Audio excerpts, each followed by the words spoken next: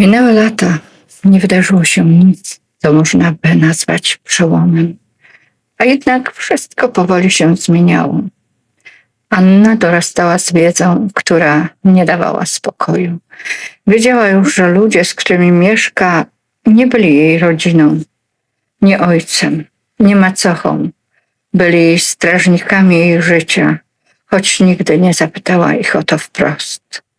Z czasem zaczęła rozumieć coś jeszcze, że nikt nie miał prawa decydować za nią, że nikt nie miał prawa układać jej losu w ciszy bez jej zgody i że ta świadomość zrodziła w niej złość, cichą, tłumioną, narastającą latami.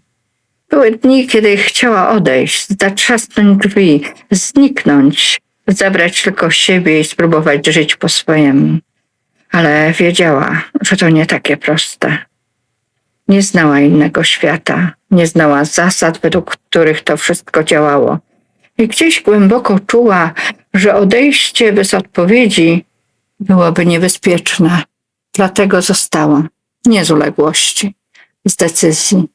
Wiedziała, że jeśli chce coś zmienić, jeśli chce odzyskać swoje życie, musi najpierw rozwiązać zagadkę, w której się znalazła. A to oznaczało jedno: tkwić w tym domu, w tej ciszy, w tym udawanym porządku, dopóki prawda sama nie zacznie pękać. I właśnie wtedy, kiedy Anna miała wrażenie, że nauczyła się żyć z tą niewiedzą, kiedy złość przestała być ogniem, a stała się cichym ciężarem, coś się poruszyło. Nie jak wybuch, raczej jak pęknięcie w czymś, co zbyt długo było napięte. Robert zniknął. Nie było pożegnań, nie było wyjaśnień. Była tylko nagła cisza tam, gdzie zawsze był ktoś, kto patrzył uważnie i zadawał właściwe pytania. Anna dowiedziała się ostatnia, jak zwykle. Tego wieczoru długo nie spała, a kiedy w końcu zasnęła, sen nie przyniósł odpowiedzi. Następnego dnia wstała wcześniej niż zwykle. Nie dlatego, że musiała. Dlatego, że chciała sprawdzić, czy świat nadal wygląda tak samo. I poszła do pracy. Anna wróciła do pracy następnego dnia. Przyszła wcześniej niż zwykle, choć wiedziała, że niczego to nie zmieni. Część jej wciąż miała nadzieję, nierozsądną, uparcie żywą, że Robert po prostu się spóźnił, że wczorajsze plotki okażą się przesadą, że drzwi jego biura znów się otworzą, a on stanie w nich trochę zmęczony, trochę rozdrażniony, ale cały.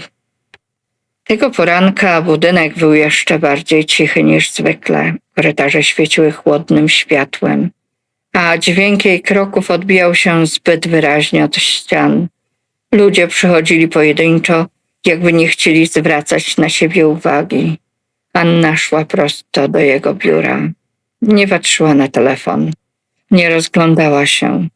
Skupiła się na jednym punkcie, na drzwiach z mleczną szybą, za którymi wczoraj była pustka. Tym razem jednak ktoś tam siedział. Zatrzymała się odruchowo. Za biurkiem był mężczyzna, którego nie znała, ubrany prosto, pochylony nad dokumentami. Przez moment widziała tylko jego profil, linię ramion, sposób, w jaki trzymał długopis.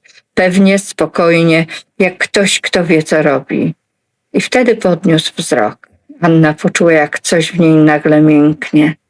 To nie był Robert. Wiedziała to natychmiast. Nie było w tym spojrzeniu tej samej ciepłej uważności, tej delikatnej ironii, a jednak było coś innego, coś, co uderzało ją znacznie głębiej. Mężczyzna miał ciemne włosy, nie idealnie czarne, raczej głęboki brąz, który w świetle biura wydawał się niemal czarny. Oczy zielone albo piwno-zielone, takie, których kolor trudno uchwycić, bo zmienia się wraz ze światłem. Takie jak jej. Zrobiło jej się nieswojo, jakby zobaczyła w nim nie obcego, ale odbicie, którego się nie spodziewała. coś znajomego, choć nie potrafiła powiedzieć dlaczego. Ruszyła dalej, starając się nie patrzeć zbyt długo. Przechodziła obok szklanej ściany biura, kiedy poczuła, że on wciąż na nią patrzy. Zatrzymała się. Spojrzała ponownie. Ich spojrzenia spotkały się przez szybę.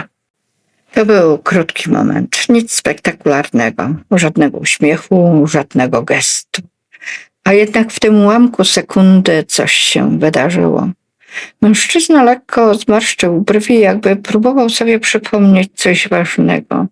I jakby nagle zobaczył kogoś, kogo znał od dawna, choć nie potrafił umiejscowić tego wspomnienia. Anna poczuła dokładnie to samo. Nie była to fascynacja, nie był to pociąg. To było raczej rozpoznanie bez historii, jak uczucie, że ktoś należy do tej samej opowieści, choć nie zna się jeszcze jej treści.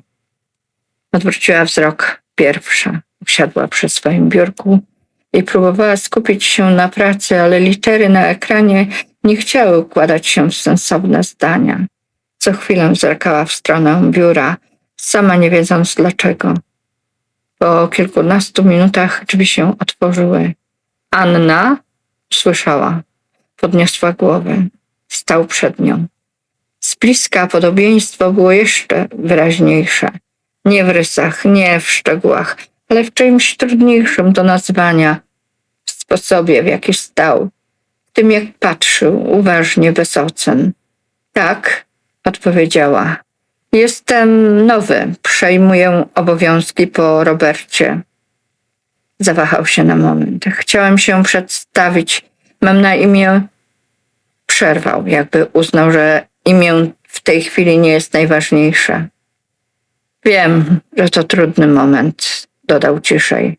Dla wszystkich. Anna skinęła głową. Tak, powiedziała, trudny. Znów spojrzeli na siebie. Przez krótką chwilę oboje mieli wrażenie, że rozmowa powinna potoczyć się inaczej. Że powinni powiedzieć coś więcej. Coś, co nie ma jeszcze słów. Jeśli będzie pani czegokolwiek potrzebowała, zaczął. Dziękuję, przerwałam łagodnie. Dam sobie radę. Uśmiechnął się lekko. Nie był to uśmiech służbowy, raczej taki, który mówił, rozumiem. W takim razie do zobaczenia. Kiedy odszedł, Anna siedziała jeszcze chwilę nieruchomo. Wiedziała jedno. To nie był człowiek, który miał zastąpić Roberta. To był ktoś, kto pojawił się w jej życiu z innego powodu. I choć nie znała jeszcze tego powodu, czuła, że nie jest przypadkowy. Dni mijały, a Adrian coraz częściej zaglądał do biura. Zawsze było ku temu jakieś uzasadnienie. Dokument do podpisu, pytanie o szczegół, prośba o opinię. Nigdy nie stał w drzwiach bez powodu. Nigdy nie naruszał granic. Był uważny w sposób, który nie męczył. Słuchał, kiedy mówiła. Pamiętał to, co powiedziała wcześniej. Anna szybko zauważyła, że jego obecność ją uspokaja. Nie było w tym nic z tego napięcia, które czuła przy Robercie. Żadnego drżenia, żadnego oczekiwania. Raczej poczucie bezpieczeństwa, którego nie znała zbyt dobrze. Jakby ktoś stał obok i pilnował, żeby świat nie rozpadł się całkiem. Pewnego dnia poprosił ją, żeby przyszła do niego. Mam coś, co chciałbym z tobą omówić, powiedział, podnosząc wzrok z dat papierów. I ufam twojej ocenie. To słowo ufam zatrzymało ją na moment dłużej niż wypadało. W jego gabinecie było inaczej niż wcześniej. Nadal uporządkowany, ale już nie obcy. Usiadła naprzeciwko, a on rozłożył przed nią plik dokumentów. Rozmawiali długo o pracy, o decyzjach, o rzeczach, które wymagają nie tylko wiedzy, ale też wyczucia. Anna mówiła spokojnie. Zauważyła, że Adrian traktuje jej zdanie poważnie, nie grzecznościowo, nie z obowiązku. I jakby było dla niego ważne. pewnym momencie rozmowa zeszła na inne tory. Trudno jest wracać do pracy po czymś takim, powiedział nagle. Po zniknięciu kogoś bliskiego. Anna skinęła głową. Rodzina nie zawsze pomaga, dodała cicho. Spojrzał na nią uważnie. Nie. Zgodził się. Czasem tylko komplikuje. Przez chwilę milczeli. Potem Adrian sięgnął do portfela, jakby chciał coś sprawdzić, coś sobie przypomnieć. Wyjął zdjęcie. Stare, lekko wytarte. To moja matka, powiedział po prostu. Anna spojrzała i poczuła, jak świat na moment się zatrzymuje. Kobieta na fotografii była elegancka. Miała na głowie delikatnie diadem, na ramionach jasną szarfę. Jej twarz była spokojna, dumna, jakby należała do kogoś, kto jest przyzwyczajony do bycia obserwowanym. Anna znała tę twarz, nie od razu, nie w sposób racjonalny, raczej jak wspomnienie, które wraca z opóźnieniem, jak echo. Zobaczyła przed oczami Lidię, stojącą kiedyś w półmroku pokoju z fotografią w dłoniach. Nie wiem dlaczego, ale czuję, że to ma coś wspólnego z tobą. Jest bardzo dostojna, powiedziała Anna ostrożnie. Adrian uśmiechnął się lekko. Taka była. Chował zdjęcie do portfela i wtedy Anna zobaczyła coś jeszcze.